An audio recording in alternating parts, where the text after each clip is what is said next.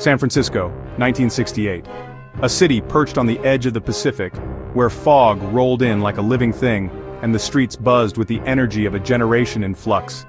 The city was a patchwork of cultures, ideas, and dreams, all colliding in a place that felt both timeless and on the brink of something new. It was a vibrant city, pulsing with life. The sidewalks were alive with artists, musicians, and dreamers. Cafes overflowed with laughter and debate, and the air was thick with the scent of incense and possibility.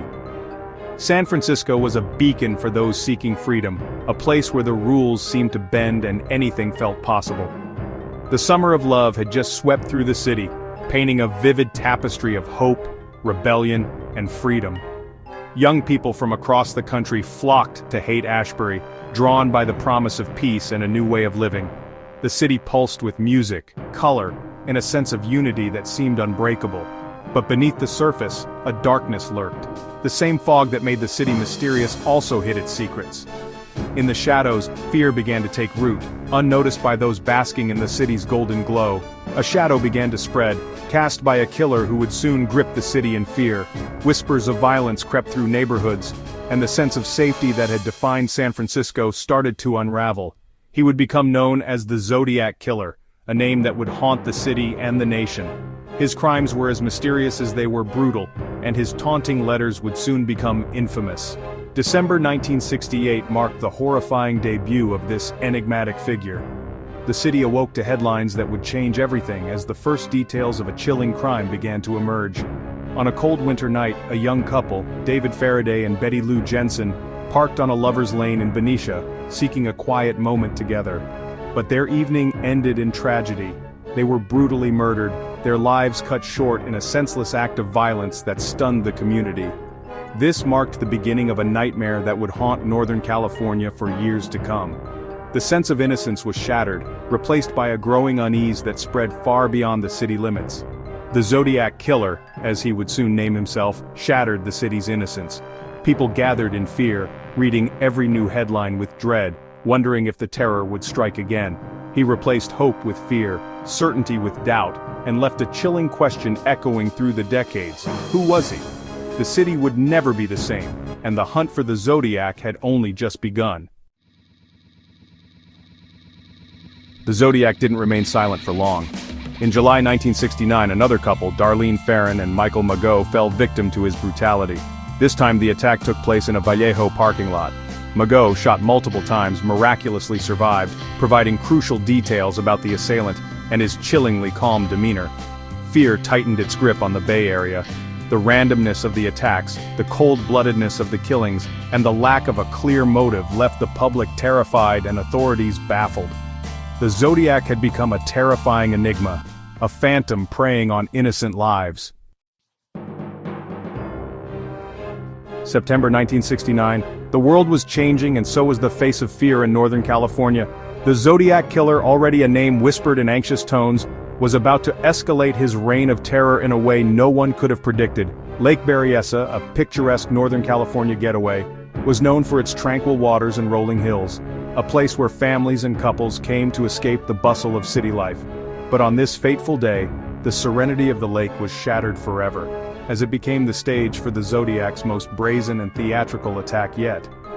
Cecilia Shepard and Brian Hartnell, two college students, were enjoying a peaceful afternoon picnic on a secluded island near the shore. The sun was shining, the water was calm, and laughter filled the air. Suddenly, their idyllic moment was interrupted by the appearance of a man dressed in a bizarre, hooded costume, his face obscured, his intentions unknown. He approached them with chilling calm, brandishing a weapon and demanding their compliance. The attacker methodically bound both Cecilia and Brian with pre-cut lengths of clothesline, ensuring they could not escape. Then, in a shocking display of violence, he stabbed them repeatedly, leaving them helpless and terrified. But the horror did not end there. Before fleeing, the assailant walked to Brian's car and scrawled a chilling message on the door, a cross-circle symbol, the now infamous mark of the Zodiac, accompanied by a cryptic note detailing the attack. This attack, brutal even by the Zodiac standards, marked a turning point in the case. The violence was more personal, more theatrical, and the killer seemed to relish the fear he created.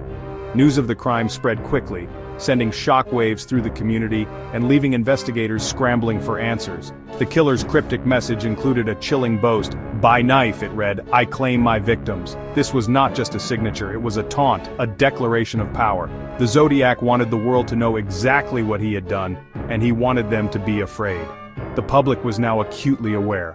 This was not just a killer, this was a showman, reveling in the terror he inflicted. The Zodiac's actions at Lake Berryessa would haunt the region for years to come, forever changing the way people viewed the safety of their own backyards. The sense of innocence was lost, replaced by a chilling realization. The Zodiac was not finished, and no one knew where he would strike next. The Zodiac seemed to crave attention, notoriety.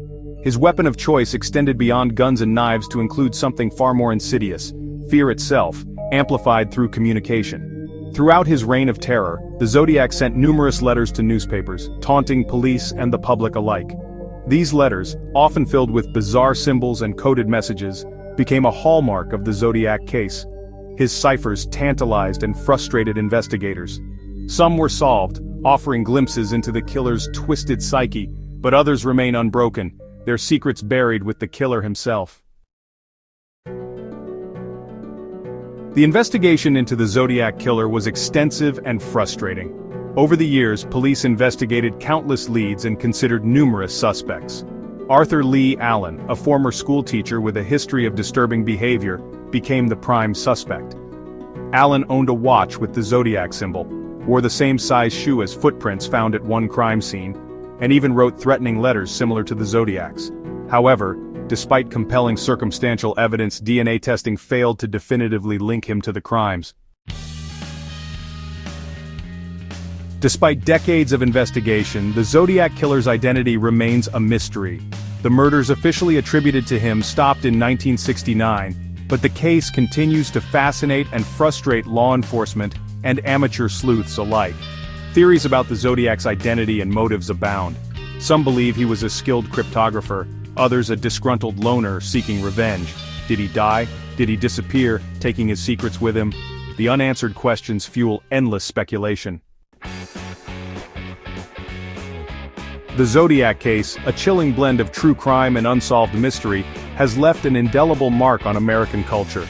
Emerging in the late 1960s, the Zodiac Killer's reign of terror gripped the Bay Area and quickly became a national obsession. The case was not just about the crimes themselves, but about the fear and uncertainty that seeped into everyday life. People locked their doors, watched the news with growing anxiety, and speculated about the identity of the faceless menace haunting their city. The Zodiac's cryptic letters and ciphers sent to newspapers and police only deepened the sense of dread and fascination. The case has inspired countless books, documentaries, and even Hollywood films, each offering its own interpretation of the killer and his motives. From gritty crime dramas to in-depth investigative podcasts, the Zodiac story has been retold and reimagined for decades. The killer's cryptic messages and the mystery of his identity have fueled endless speculation, turning the case into a touchstone for true crime enthusiasts and amateur sleuths alike. Even today, new theories and suspects emerge, keeping the story alive in popular culture. The enduring fascination with the Zodiac stems from a primal fear of the unknown. The idea that someone could commit such heinous acts and then vanish without a trace taps into our deepest anxieties. The Zodiac's taunts, his apparent intelligence, and his ability to evade capture have made him a symbol of the unsolvable mystery, a puzzle that continues to haunt both investigators and the public. The killer's ability to disappear, his taunting letters, and the unsolved ciphers keep the case alive in the public imagination. Each new attempt to crack the codes or identify the killer brings a fresh wave of hope and intrigue. The Zodiac's legacy is not just in the crimes he committed, but in the enduring mystery he left behind, a challenge that continues to captivate minds around the world.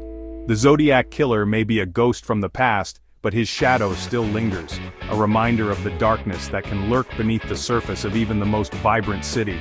Decades later, the case continues to inspire fear, curiosity, and a relentless search for answers, a testament to the power of mystery and the enduring impact of one of America's most infamous unsolved crimes.